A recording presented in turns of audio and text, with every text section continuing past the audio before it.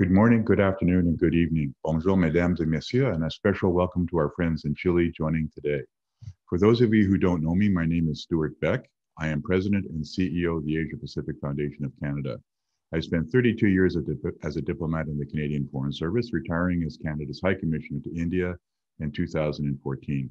It's my distinct pleasure to welcome you today to this panel discussion on CPTPP and economic opportunities in Southeast Asia, ASEAN as an economic region, presented with our partners at the Chile Pacific Foundation.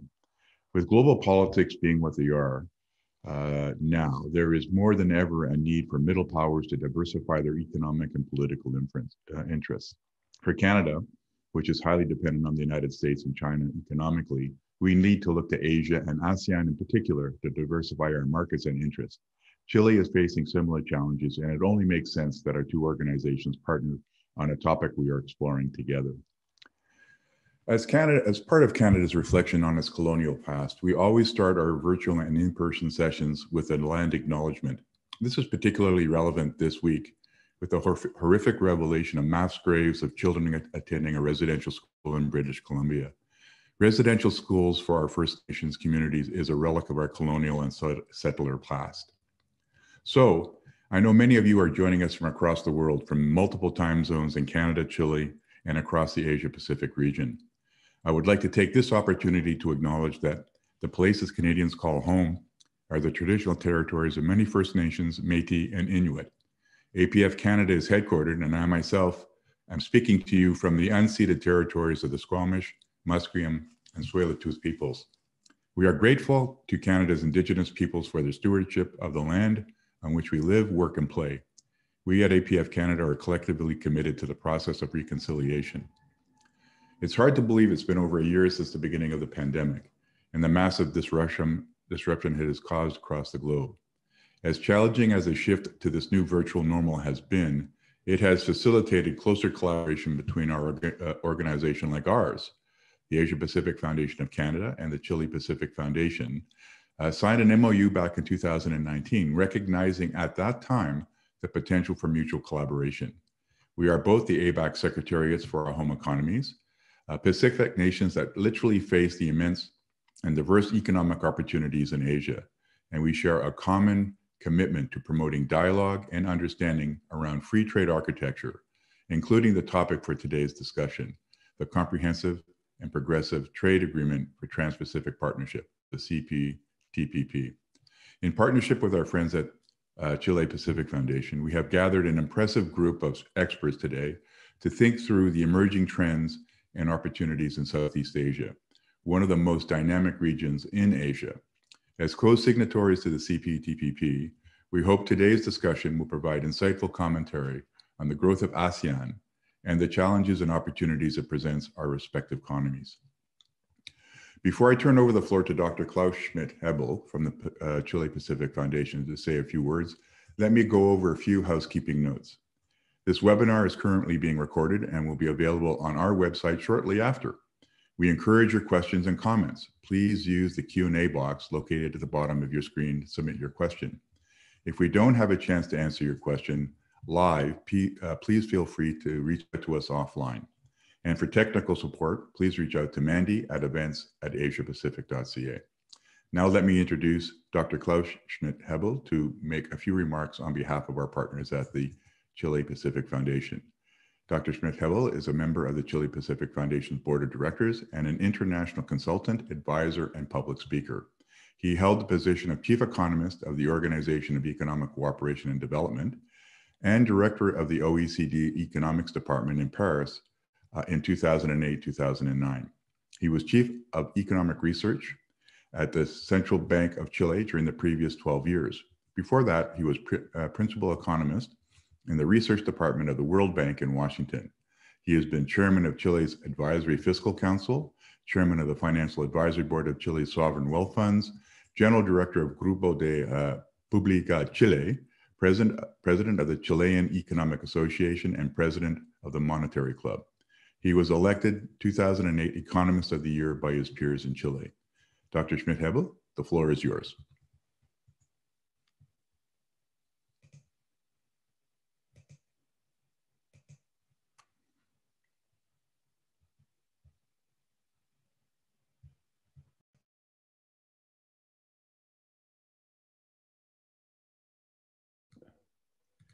Thank you very much, Mr. Beck. Let me start again. I think now I've turned on the video and the voice.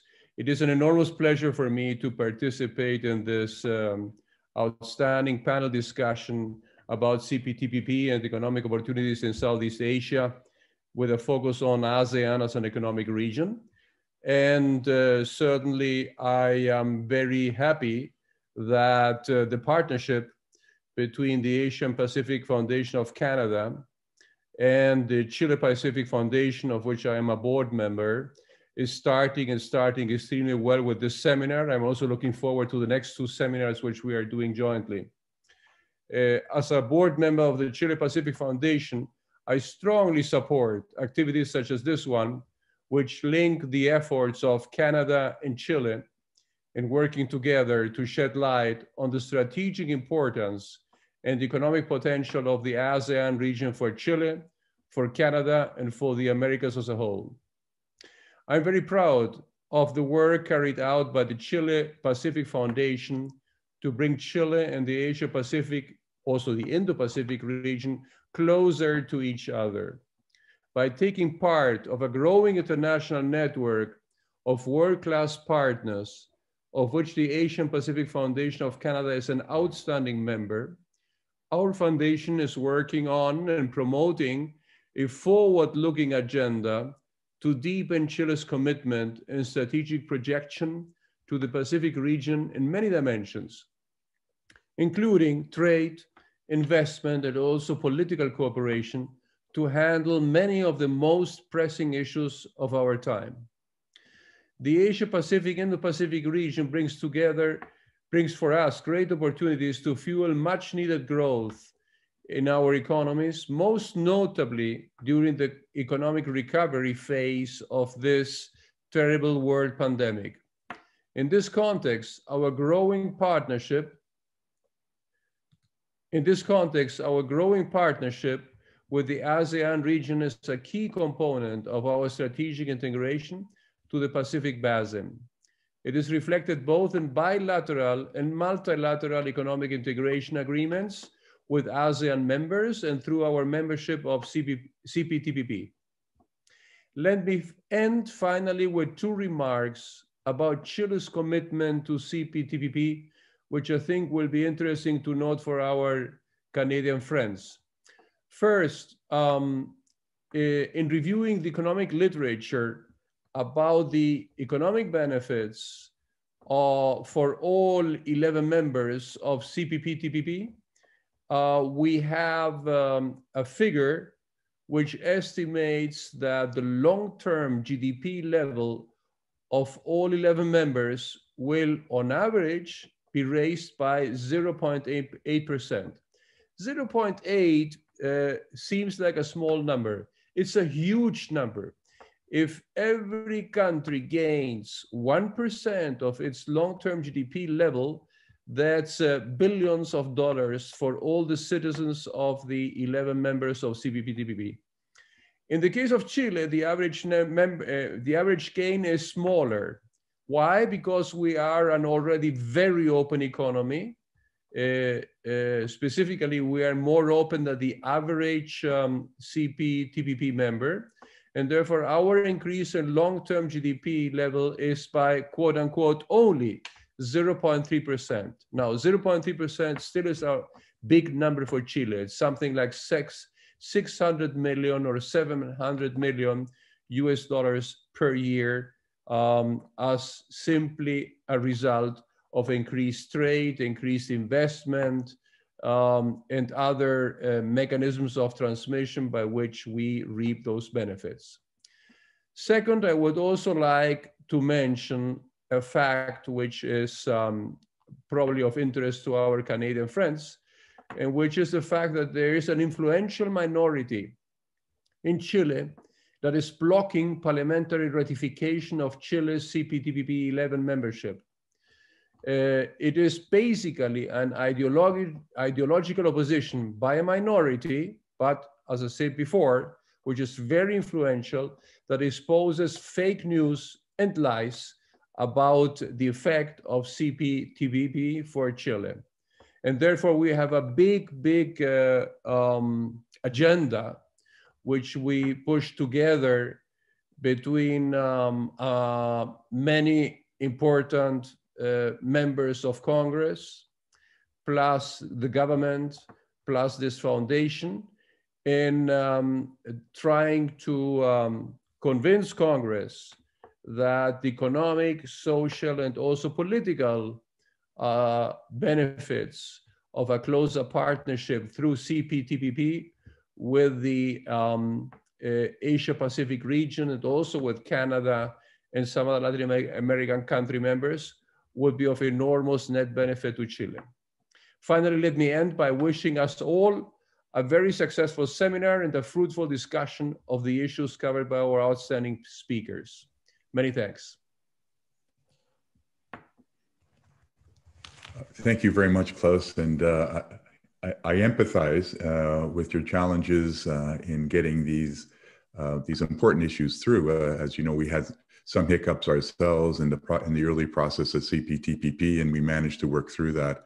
And I think everybody in Canada understands the importance of agreements like these for a small economy, well, small country in terms of population, big country in terms of size, but we are a trading nation, and having these access to these instruments are so important for our success in our future. And one person on our panel today, a former board director at the foundation, Jean Charest, will, I'm sure, speak eloquently to that. And you know, when you think about Canada and Chile, there's so much that we have in common that hopefully we can learn from each other as we approach the Asia Pacific region, Indo-Pacific, as it's becoming, as we're calling it now. This, I think, is really an important reason for our partnership and for being able to work together on a series like we're doing. So now I'd like to introduce Dr. Jeff Reeves, Vice President of Research and Strategy at APF Canada, who will be the moderator of today's discussion. So Jeff, over to you. Thank you, Stuart. Good morning, evening, and afternoon to all our participants and observers. My name is Jeff Reeves, and I am the Vice President for Research and Strategy at the Asia Pacific Foundation of Canada. I can't tell you how pleased I am today to be moderating the events together with the Chile Pacific Foundation. It has been nearly 2 years since our institution signed a memorandum of understanding and agreement to work more closely together, and this is a wonderful first effort to operationalize that agreement. Now, from a Canadian perspective, I can also say with all sincerity that I agree with both of the opening remarks, that it's an important opportunity as well to highlight opportunities within the Canada-Chile relations, particularly as I believe there are so many potential areas where our two states can work together, not just within Asia, but with bilateral relations and bilateral ties focused on the Americas and the Pacific region. I hope today's event and those following it in the coming weeks and months will be the first of many. But onto the topic at hand, which undoubtedly needs more time for discussion, but which we'll nevertheless try to tackle in a way today that does it some justice.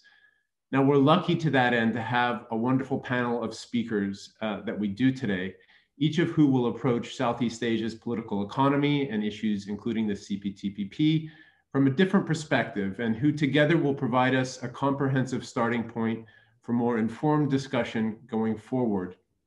To start, we're very fortunate to have Dr. Jayant Menon from the Institute of Southeast Asian Studies at the Yusof Ishak Institute in Singapore.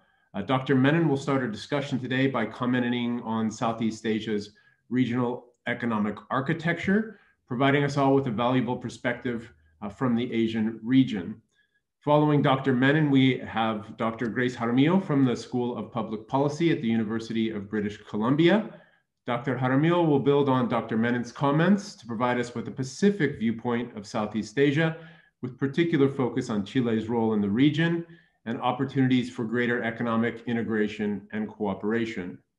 And we'll round out our panel today with Mr. Jean Charest, Honorary Chair at the Canada-ASEAN Business Council and partner at McCarthy Tetrault. Mr. Charest will provide us with his thoughts on Canada's opportunities for engagement in Southeast Asia and with ASEAN, with a particular focus on economic diversification and the perspective on Canada's other economic relations within Asia and beyond the region. Now, following the panelists' remarks, I'll open the floor to questions and answers. As noted earlier, you can type your questions into the Zoom question function, and we'll do our best to consolidate questions to make sure we can cover as much ground as possible. And with that, I'll turn the floor over to Dr. Menon to kick off our discussion today. Thank you very much. Thank you. Thank you very much, Jeff. And it's a great pleasure for me to be here with you today. I hope you can all see and hear me well. As Jeff mentioned, I've been asked to provide the perspective from the ASEAN region. I'm here in Singapore, and I'm a Malaysian by birth. So let me spend the next 7 minutes or so talking about the important things as far as trade and trade agreements are concerned, the important things for the ASEAN countries as I see them. The two most important agreements for ASEAN, apart from their own, which is the ASEAN Economic Community, which they hope to realize by 2025, the two most important other agreements are the CPTPP, of course, but also RCEP, the Regional Comprehensive Economic Partnership, that was just signed at the end of last year, creating the world's largest FTA, in fact, the largest FTA in history. So I'll talk about both of these two agreements in the next few minutes, but I also want to mention at the outset that all members of ASEAN are also members of the WTO. And so that's an important factor. They are all active members, interested in the multilateral process. And many of them are also, in fact, most of them are also members of APEC. Right. And they've all been pursuing bilateral agreements quite aggressively, some of them deeper than others. Singapore in particular has been pursuing a lot of quite modern, deep agreements. The agreement on digital trade is one I'm sure they're all familiar with, since Chile is a member and Canada might also be part of it. So the bilateral agreements are also very much a feature of the landscape of the ASEAN region. But let me talk about the two big agreements, starting with the CPTPP, and of course, reminding us that it was signed in March of 2018 in Santiago, of course, and entered into force quite soon after, by the end of 2018. When we had 6 countries ratify it. Of course, Chile hasn't ratified it yet, and neither has Malaysia and a couple of others. But RCEP, on the other hand, was more recently signed at the end of last year, and actually came at a time when we were still struggling with the pandemic, of course. So it sent a very important signal that in the most difficult of times, a group of, an all-Asian affair, a group of countries in this region could come together and conclude the world's biggest FTA. Of course, the RCEP and CPTPP are very different agreements. They're less different now because the TPP became the CPTPP. So with that transition, which involved 22 provisions of the original TPP being either suspended or revised, we have a much more diluted agreement, and I think a much better agreement. I wasn't a fan of the original TPP, with especially its intellectual property provisions and biologics and so on, which I think was very unfair to developing countries. But I think the CPTPP is a much more friendly agreement to a broader constituency. So it's a lot less dissimilar, but still the differences with RCEP are quite stark. The CPTPP is obviously much more ambitious. It deals with more WTO plus issues. I mentioned the digital trade issue already. That's a critical element. RCEP deals with more traditional market access issues and is more regional, unlike the CPTPP, which is spread quite disparately around the world, especially now that we hear that the UK might join. But RCEP is also designed to consolidate the supply chains in this region. The approach that RCEP has taken is to basically leave no stone unturned. It has 20 chapters, which covers a very wide range of issues, but the depth is left to the countries to then negotiate as they move forward in implementing the agreement. So we still don't know, but it's unlikely to be as deep as the CPTPP, but it's open. It really will depend on how member countries use it to pursue national reforms. And the jury is still out in that regard. But I think for ASEAN, the most important thing when it comes to both these agreements is that they remain open and outward looking.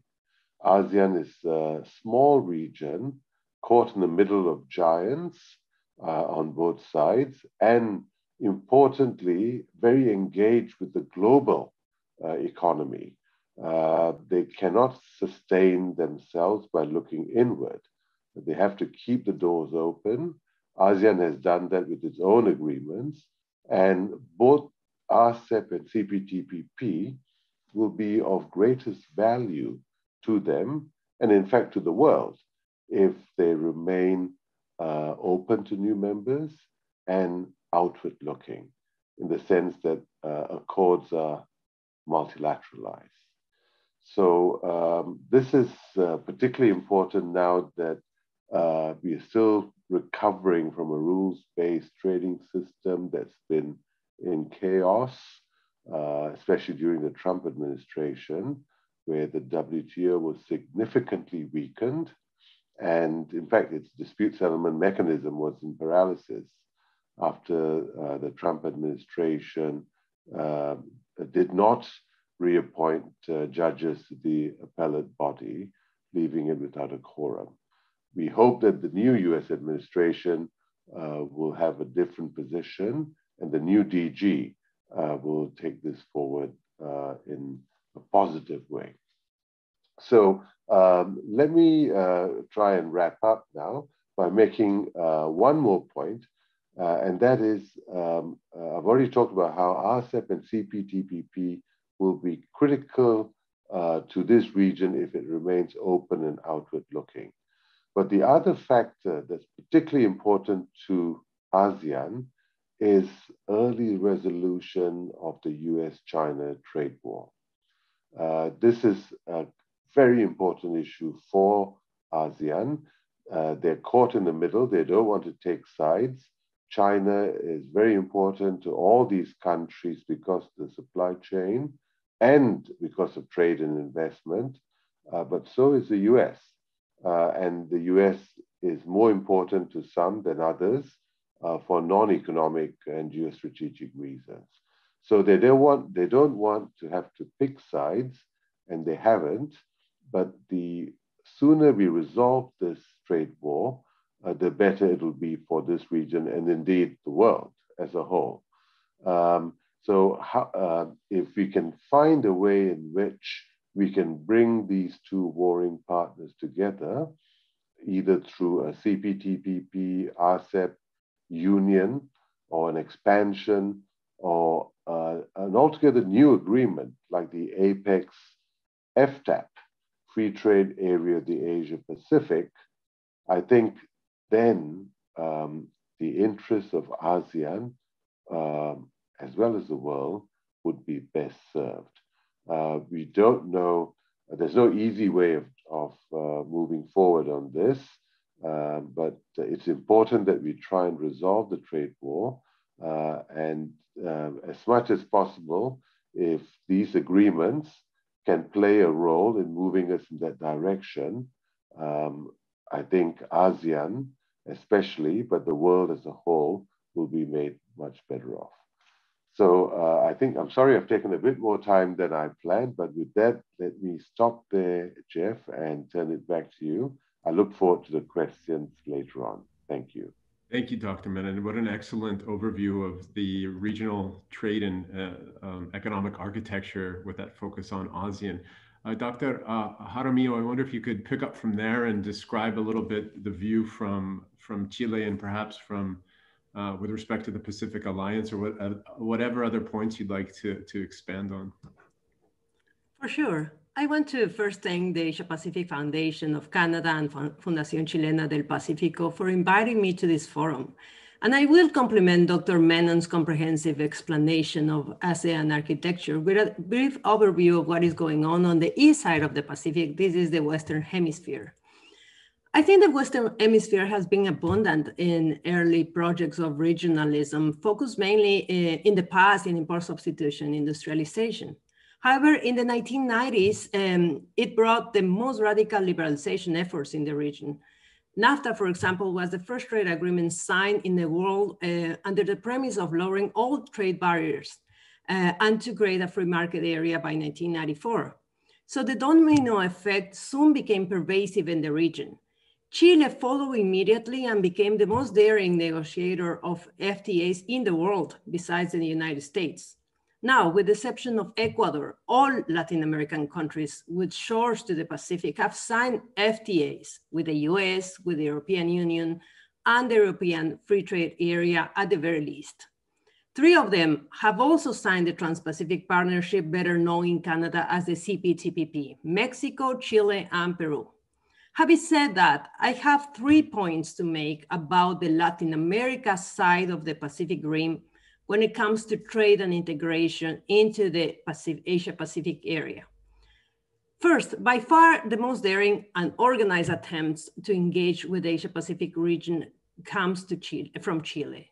Chile has been at the vanguard of this effort from the early 90s, as I said, and by now it has mastered the art of playing against all odds when it comes to trade liberalization, even being the first country in Latin America to negotiate an FTA with China, and one of the founding members of what will become the Trans-Pacific Partnership, along with Brunei, New Zealand, and Singapore.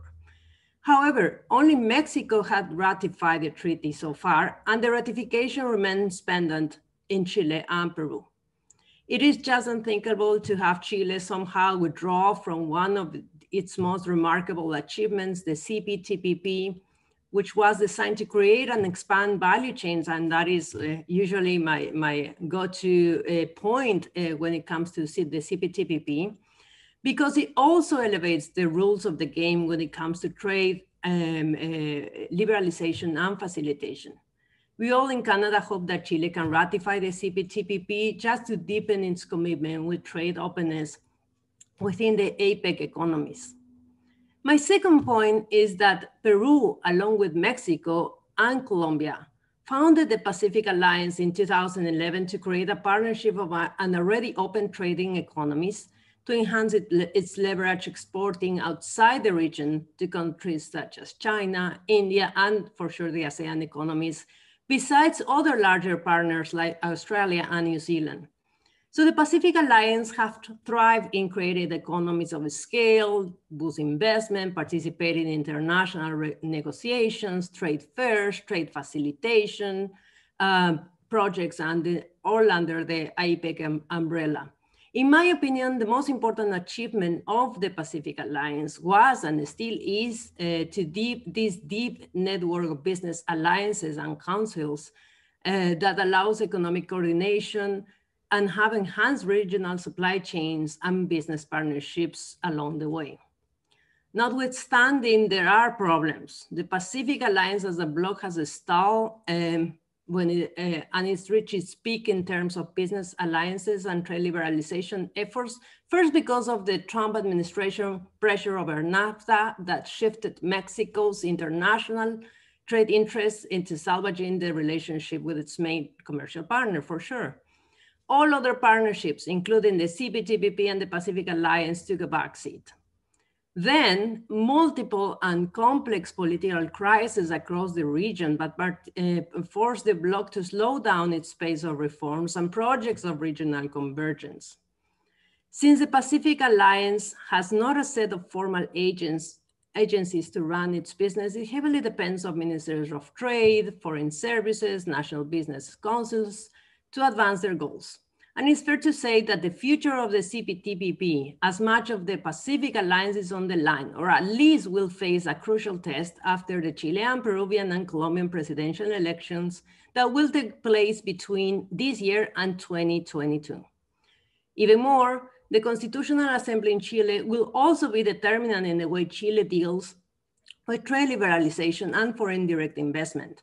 Issues such as labor and environmental reforms are at the forefront as much as equity and social justice. My last point is about Canada, which has been an enthusiastic partner of the CPTPP and was among the first economies to negotiate an FTA with Chile in the 1990s. Even without the Chilean ratification, trading goods from Canada to Chile has grown the most among the CPTPP Latin American partners, with around 60% annual growth, has diminished for sure since 2009, mainly because of the US-China trade war and the pandemic, but is important nonetheless. What is more, Canada is an enthusiastic investor in Chile, especially in extractive industries. Until last year, Canada has channeled around $5 billion in new investments in the 4 countries of the Pacific Alliance, and Chile usually captures around 10% of this total. In addition, Canada was among the first countries to ask what will become associated partner of the Pacific Alliance and is negotiating a free trade agreement with the bloc. Until the beginning of the pandemic, we have around 8 rounds of negotiation and a favorable opinion of the Canadian Parliament to this agreement, enthusiastic collaboration among many stakeholders, investors, and civil society organizations alike. So this background allows me, about Chile and the Pacific Alliance partners, allows me to present this full circle conclusion about the significance of these regional initiatives to advance cooperation with ASEAN and the Asia Pacific economies as a whole. If anything, because both groups have a great chance of making history with an open digital trade market that is on the making. What is more, this is extremely important also as a stepping stone into a broader multilateral negotiation that is currently underway at the WTO that will enhance this one single, usually overlooked pillar of the CPTPP, which is trading services, that is the real future for this alliance.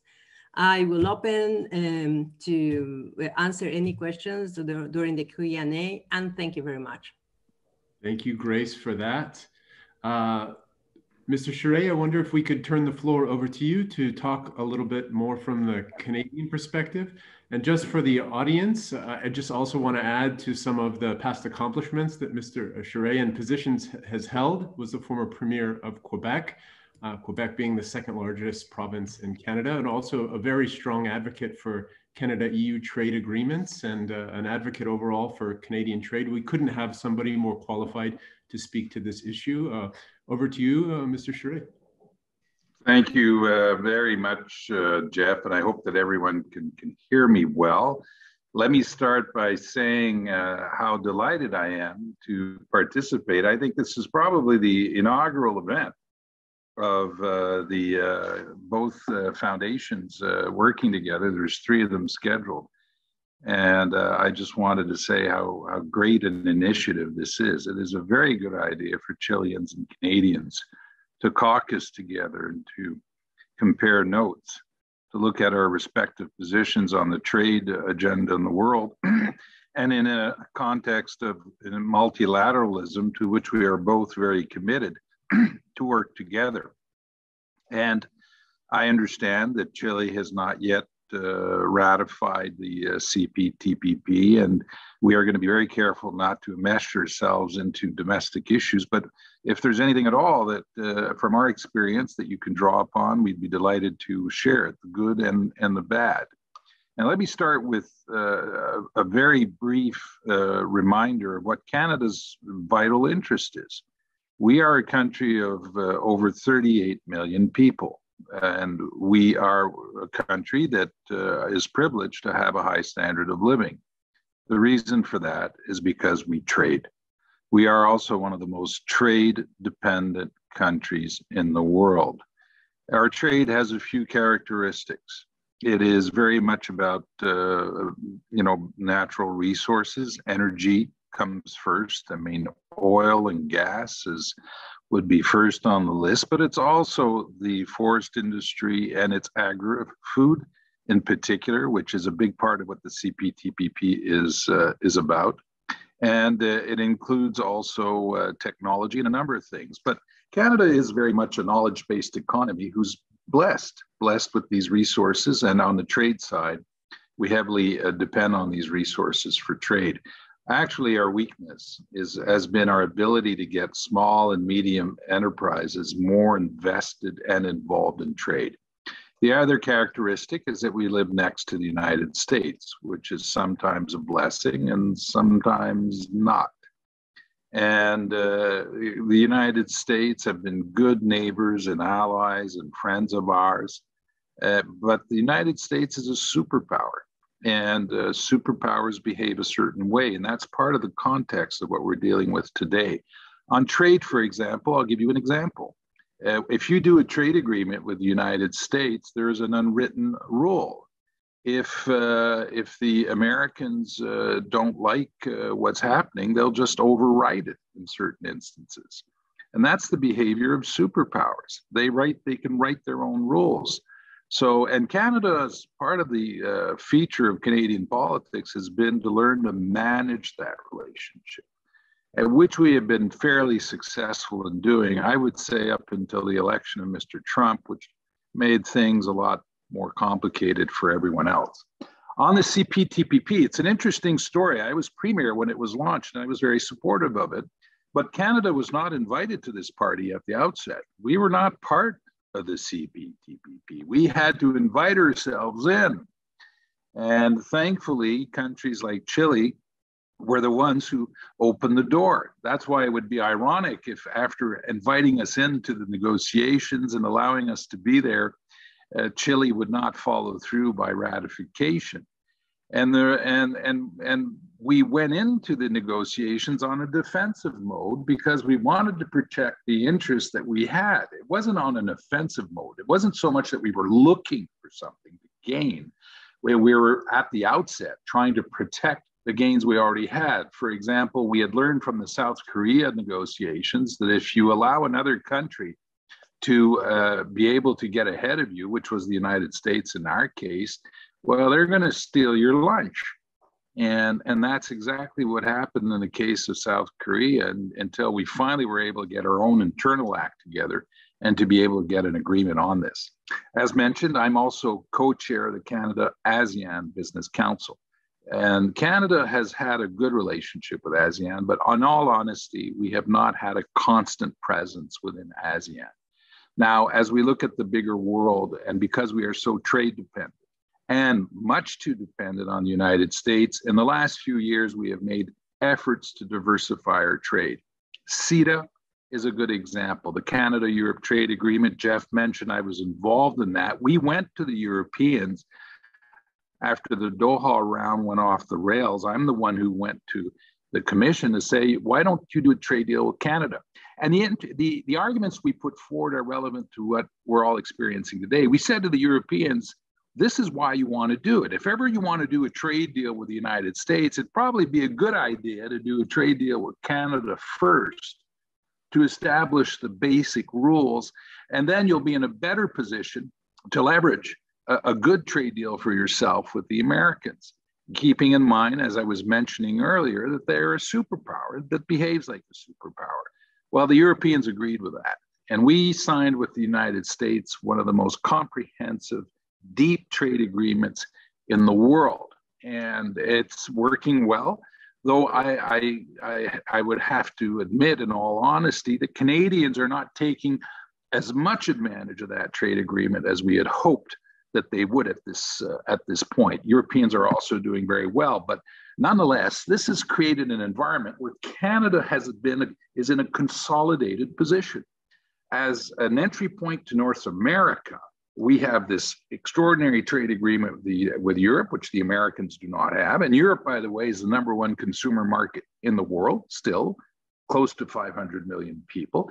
And on the other hand, we have NAFTA, the second generation, called now CUSMA, the new acronym, which gives us access to the North American market with our Mexican and American partners. Not a bad place to be.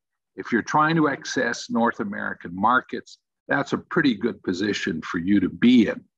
But we are, and we know and acknowledge that economic growth is going to be happening in Asia. Thus our presence with ASEAN. We've been trying to push on our ASEAN partners to get a trade agreement.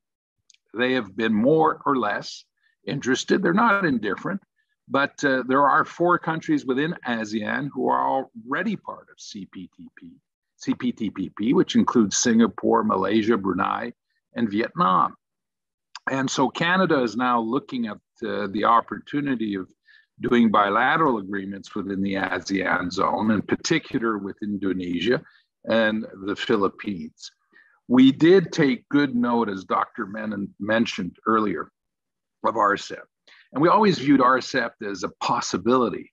And RCEP, in all frankness, doesn't have the depth of CETA or CPTPP, but we should not underestimate how much it will install within the region a logic of trade, of cooperation. And there are, very strong geopolitical consequences to RCEP that all of us must take into account.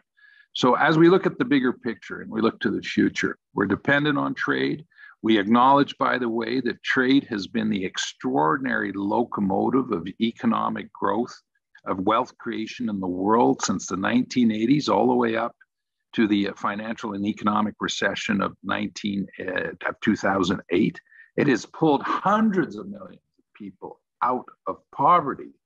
And one of the hard lessons that Canada has learned from our own internal debates is that on issues like the environment, jobs, job security, transition, and training, these are very much issues that are the domestic responsibility of each country. And Canada very jealously preserves and protects its sovereignty in regards to its ability to act on sanitary issues, health issues, education, and protecting its natural environment. And we are on the forefront of that. We would, we can certainly understand why a number of people would ask questions about these trade agreements. But in the end, if we want to create wealth and prosperity, if we want to encourage a world that is based on multilateralism, we believe that this is the kind of trade agreement that all of us should be signing on to. And hopefully, as time goes by, the American administration will look at CPTPP differently, as the Obama administration did, as also as a very much a strategic pivot towards Asia. And will we want to be part of this club, and to the advantage of all the partners. Thank you very much. Thank you, Mr. Chire. I think we can open now the floor to question and answer. I have some questions to kick off the discussion.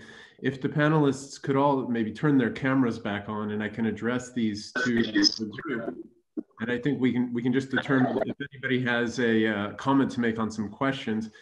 I've had a number come through the chat box that have been focused on environmental and sustainable kind of green industry and that component of trade within ASEAN, within the CPTPP in particular. I wonder, in particular, when we talk about, so that's almost a two-level question. In one hand, it's looking about how can we use CPTPP and ASEAN and engagement through these FTAs in order to advance environmental sustainability and address climate change within the Asia Pacific region. And on the other hand, how do we communicate to a domestic audience that are concerned that ratification or involvement in these multilateral FTAs could have a negative effect on domestic level environmental issues, particularly with respect to natural resource extraction and exploitation? So a big question, but a lot of people, I think, have expressed that interest and concern about how to address that through the existing mechanisms, and also how to communicate and address that back into the domestic constituents that are going to be so critical to bring on side in order for ratification in the case of Chile, and for advocacy, perhaps with respect to Canada.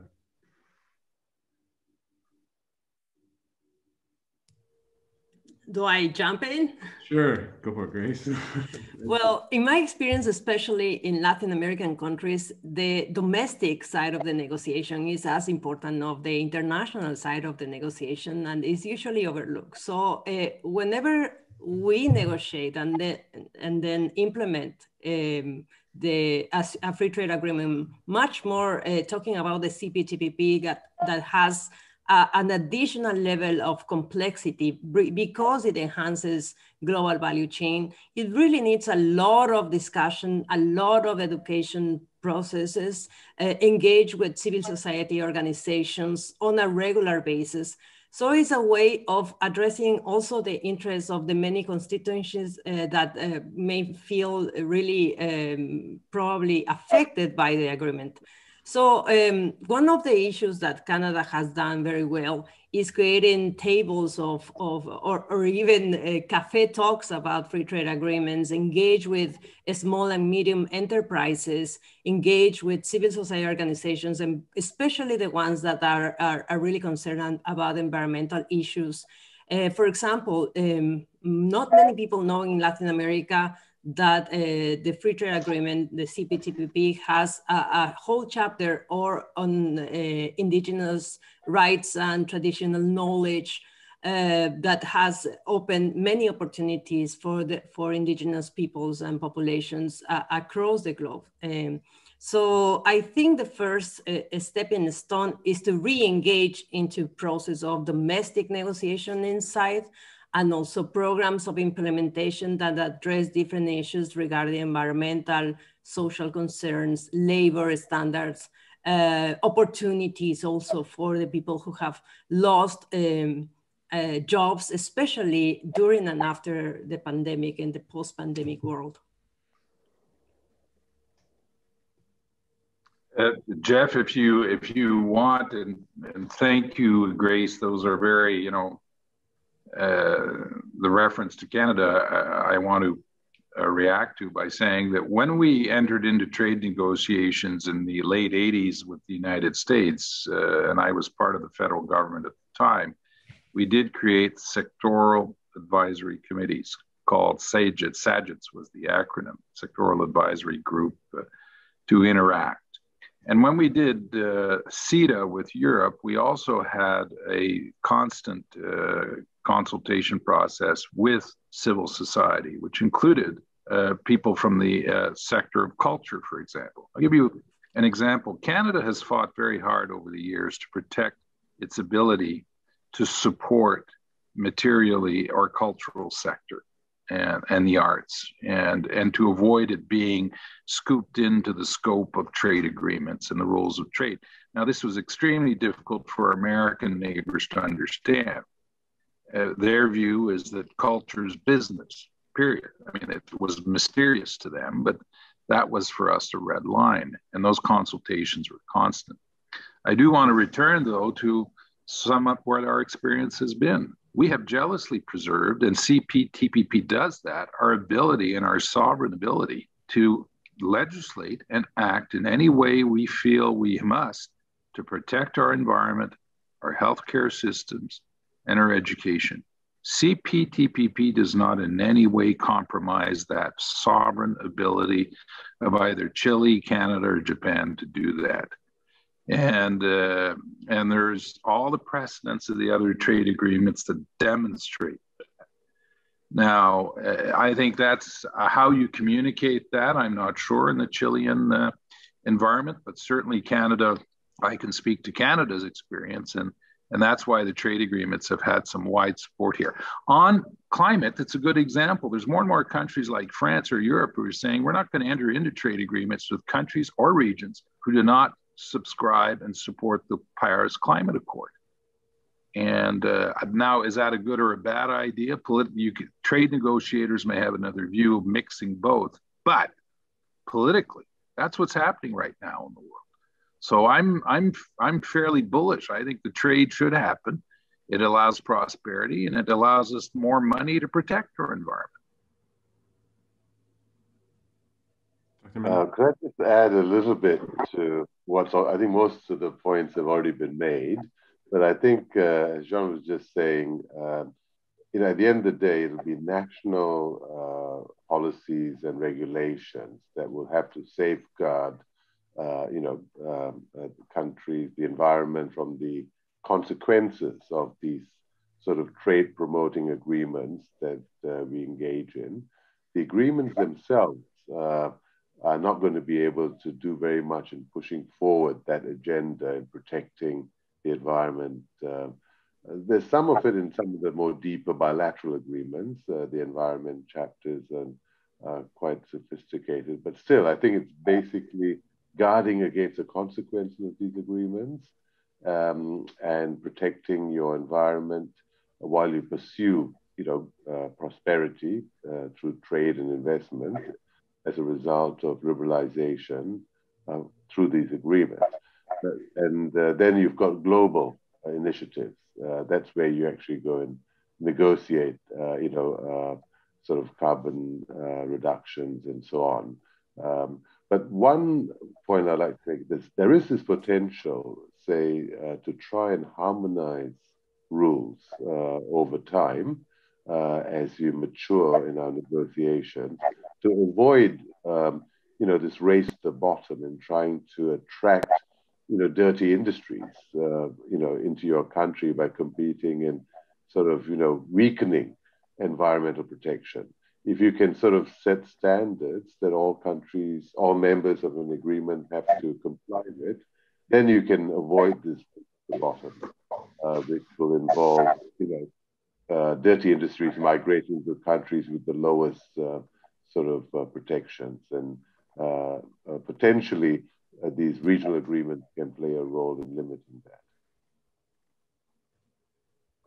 Schmidt-Hebel, I see your hand is up.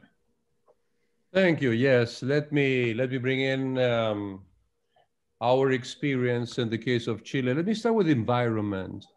Number one, I'm personally and academically and professionally convinced that the environmental challenge and the environmental unsustainability, and including but not excluding other components, including climate change, is the number one challenge for humanity, for the present, the future, and the long-term survival of humanity. Having said that, I think that trade agreements are not the most efficient way to cope with environmental unsustainability. There are many other ways to cope with it. In the case of Chile, Chile was one of the first countries in the world that committed to zero emissions of CO2 or CO2 equivalents by 2050.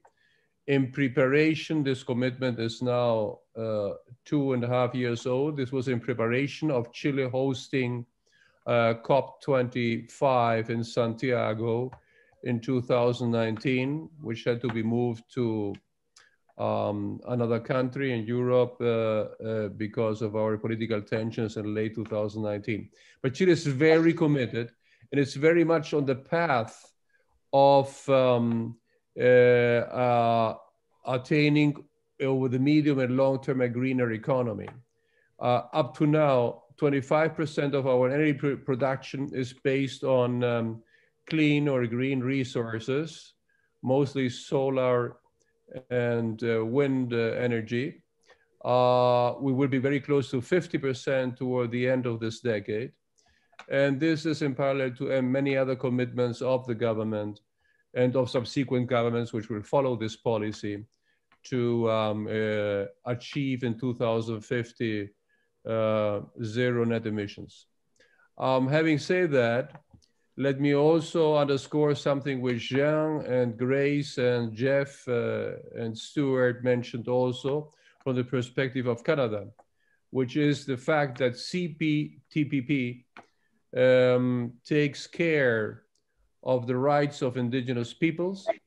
It takes care of environmental standards, and in no way, no dimension, it inhibits the sovereignty of parliament, of legislators, to introduce future laws that may set higher standards than those which currently exist in Chile or in any other member of CPTPP.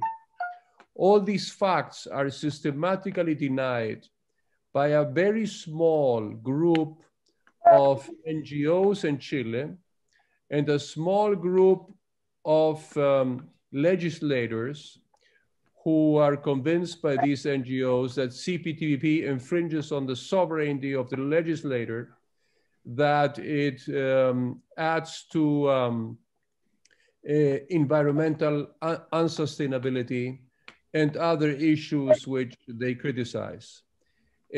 Our Undersecretary of International Relations, its acronym is SUBRE in Spanish, has issued a very extensive document in which the Undersecretary takes care of each and every critical point raised by the opposition to CPTPP in Chile.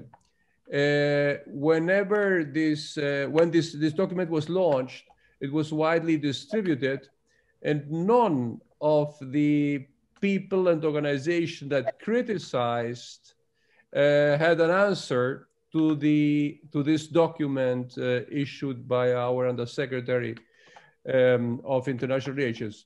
But still, in the current world of fake news, of social media, multiplying lies and fake news about CPTPP, it's very, very hard to have systematic dialogue which people which opine in different ways from, I would say, the mainstream view that it is in the benefit of Chile and of all its citizens to deepen our trade, investment, and even political integration through mechanisms like CPTPP. And so I would very much like to learn, I'm learning now through your interventions, I would very much like to learn how you did in Canada through these meetings with citizens, through rational discussion and exchange of opinion, to number one, to face the groups who think differently, and then to discuss with them based on the facts of what is in and what is not in the commitments by CPTPP. And I'm sure that beyond this very useful panel, we will find ways so that we can learn from you how we could do it better.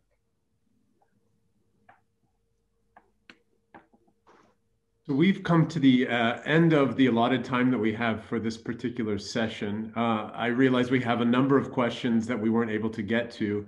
Many of them, however, are very relevant for the next session that we're going to be doing with the Chile Pacific Foundation on June 9th around Asean and CPTPP with respect to the geopolitics of the issue.